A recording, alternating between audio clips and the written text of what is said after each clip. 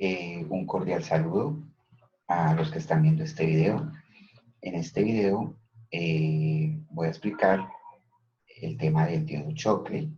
Vamos a comenzar una serie de videos explicando algunos aspectos básicos que vamos a utilizar en la materia sobre los tiristores. El diodo Shockley es un diodo de 4 capas.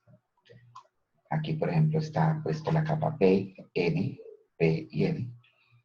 Y el comportamiento de un semiconductor de 4 capas, también llamado tiristor, es un comportamiento particular que lo vamos a explicar en este video. Lo primero que debemos saber de un diodo Shockley es que, al igual que un diodo normal de 2 capas, PN, tiene 2 terminales, un terminal ánodo y un terminal cátodo. Entonces aquí sería el ánodo y aquí tendríamos el cátodo. En el dibujo que está acá, en este dibujo, entonces el ánodo es la parte ancha del dibujo y el cátodo es la parte angosta. Es como si fuera una flecha hacia abajo, y la flecha hacia abajo me indica que la corriente solamente puede seguir ese sentido. Es decir, en el sentido convencional de la corriente solamente puede sentir aquí el sentido de las manillas del reloj. Si la corriente intenta tomar el otro sentido, el diodo no conduciría, solo deja conducir en una dirección. Entonces, hasta ahorita, pues lo que hemos visto es que es igual que un diodo normal, solo conduce en una dirección. El diodo Shockley, a diferencia del diodo normal, tiene un voltaje V sub B de ruptura en polarización directa.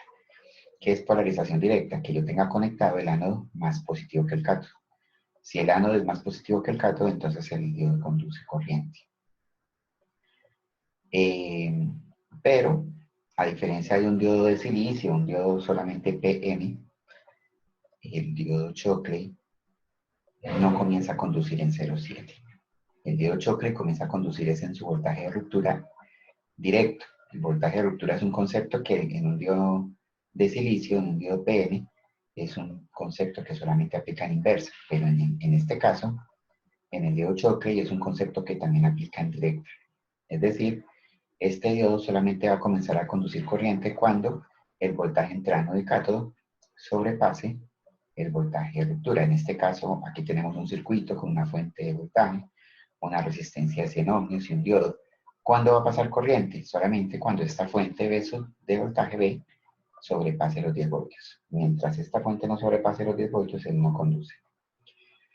Luego de que él conduzca corriente, el voltaje del diodo entre ánodo y cátodo se estabiliza en 0,7 más o menos, y ya comienza a conducir.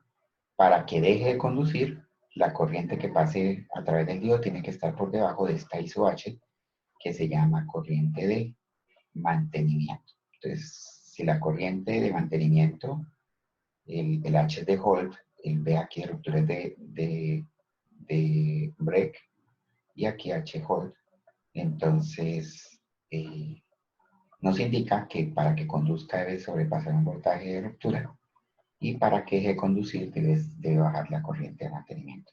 O sea que cuando aquí ya esta fuente de voltaje la subamos a más de 10 voltios, él comienza a conducir, y después de que conduce, para que deje de conducir el diodo, la corriente tiene que bajar por debajo de 4 miliamperios. Ese es el funcionamiento general del diodo. Ese funcionamiento lo podemos mirar desde el punto de esta curva. Entonces no sé si puedan mirar esta curva. Miren, esta curva me dice que el voltaje va subiendo y subiendo y subiendo hasta el voltaje de ruptura. Después de que el voltaje del diodo llega hasta por encima del de ruptura, de una vez comienza a conducir, se baja el voltaje a 0,7, que es más o menos V sub K 0,7 de un diodo de silicio, y la corriente comienza a aumentar. Cuando hay corriente, el voltaje es 0,7. Cuando no hay corriente, el voltaje es alto, normalmente igual que la fuente. Supongamos que aquí la fuente está no hay corriente, y la fuente está en 2 voltios, todavía no conduce. 3 voltios, todavía no conduce. No va a conducir sino hasta que llegue a 10. Supongamos que la fuente está en 5 voltios. Si la fuente está en 5 voltios, no conduce. ¿Y qué pasa si no conduce? Miremos aquí que yo aquí coloqué la malla. Esta sería la malla de este circuito, ¿sí? Igual a menos B más I por R, el voltaje de la resistencia más el voltaje entre ano y cato igual a 0. Esa es la ley de voltaje de Kirchhoff. Y para que se cumpla esta malla, si digamos que aquí el voltaje sean 5 voltios. Si aquí son 5 voltios, todavía no conduce. Si no conduce, la corriente es 0. Si la corriente es 0, el voltaje en la resistencia es 0, porque el voltaje en la resistencia es I por R. Y al hacer el voltaje en la resistencia 0, entonces para que se cumpla esta ecuación, el voltaje entre ano y cátodo tiene que ser igual al voltaje de la fuente. O sea que siempre el voltaje entre ano y cátodo va a ser igual al voltaje de la fuente cuando la corriente es 0. Entonces, si aquí son 5 voltios, entre ano y cátodo son 5. Si aquí son 7, el voltaje entre ano y cátodo son 7. Sí, son iguales porque la corriente es 0. Digamos al límite, aquí es 10, entonces aquí el voltaje aquí es 10, entonces aquí está también 10, todavía no hay corriente. Pero aquí sube a 12 voltios, como sube a 12 ya conduce, y como ya conduce, entonces de una vez el voltaje entre ano y cátodo se baja a 0,7. Aquí sería 0,7 y ya comienza a haber corriente. ¿Listo? Esa corriente tiene que ser mayor a de 4 miliamperios. Si la corriente no es mayor a 4 miliamperios, él no conduciría y se volvería a abrir. Bueno, ese es el funcionamiento general y eso es lo que significa esta gráfica. Ese funcionamiento, yo traté de sacar algunas características acá de ese funcionamiento. Primera característica, solo conduce si está polarizada en directa. Ya les expliqué que es como un diodo convencional, solamente en directa conduce. Segundo, solo conduce cuando el voltaje entre ano y cátodo sea mayor que la ruptura.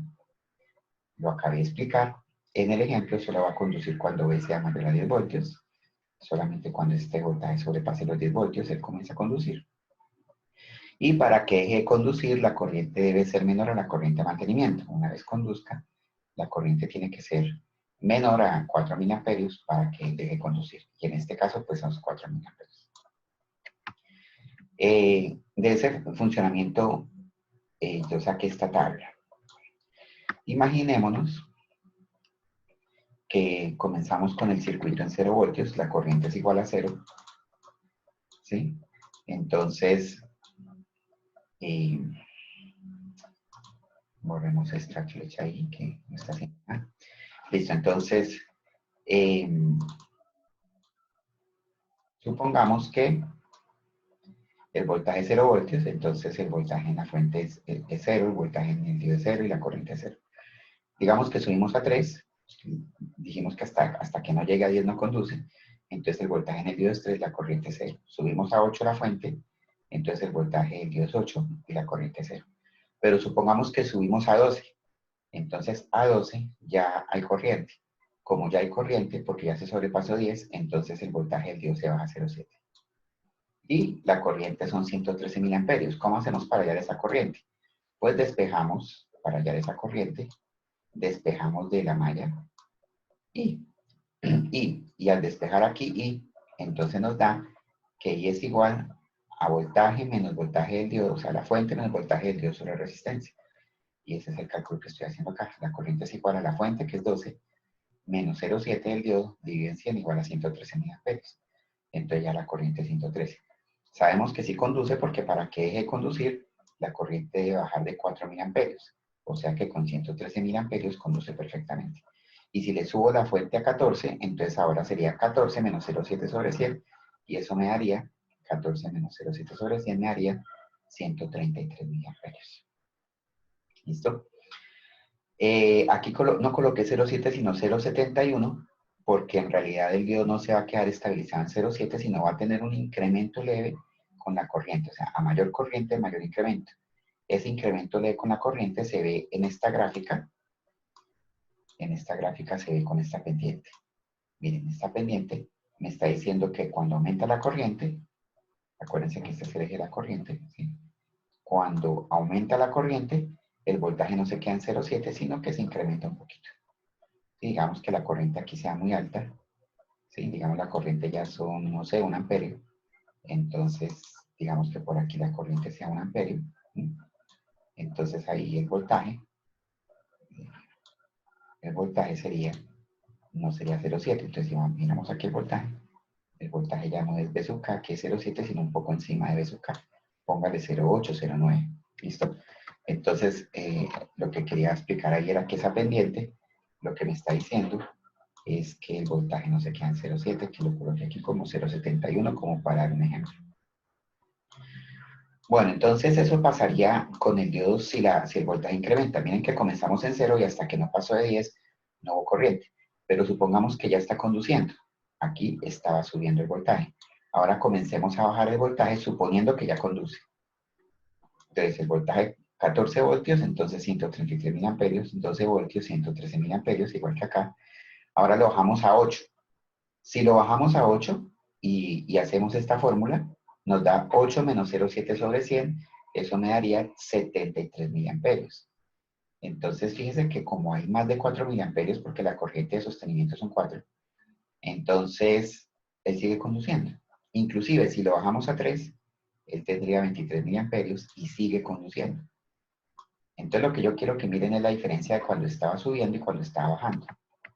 Miren que cuando estaba subiendo, en 8 y en 3 la corriente era 0, pero cuando estaba bajando el voltaje, en 8 y en 3 ya había corriente, 73 miliamperios y 23 miliamperios. Entonces, una cosa es cuando yo estoy subiendo el voltaje y la corriente era 0, que la corriente va a ser 0 hasta que pase 10. Pero una vez ya pase 10, ya para que el diodo se abra, la corriente tiene que bajar de 4 miliamperios. Si nosotros entonces hacemos eh, el cálculo para ver cuándo se cierra, aquí lo hice, en esta parte. Entonces, de la malla de espejo B, y quiero hallar la fuente de voltaje para el cual la corriente es 4 miliamperios. Entonces tengo cuál es B para cuando la corriente sea, aquí viene, entonces tengo la corriente 4 miliamperios, la resistencia 100 y el B 0,7. Entonces con esta ecuación puedo hacer una estimación de cuánto necesitaría en la fuente para que hayan 4 miliamperios y me da 1.1 voltio. O sea que cuando llegue a 1.1 voltio, aquí habrían 4 miliamperios y él en ese momento se cierra. Eso es lo que anoté aquí. Cuando B es igual a 1.1 voltio, deja de conducir. Como se abre, para volverlo a cerrar, se necesitaría otra vez B mayor que 10.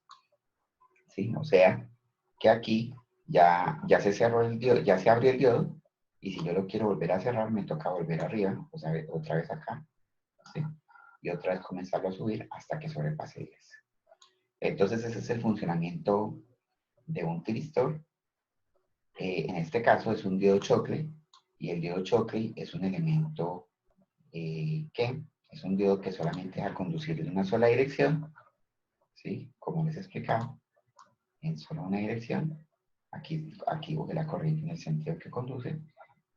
Solamente va a conducir cuando la fuente sea mayor que el voltaje de ruptura y solamente deja de conducir cuando la corriente que pase sea menor a la corriente de mantenimiento. Con esto terminamos este corto video sobre el funcionamiento de un diodo Shockley y en los próximos videos veremos aplicaciones de este diodo que vamos a usar en lo que resta de la asignatura electrónica de potencia. Agradezco mucho la atención.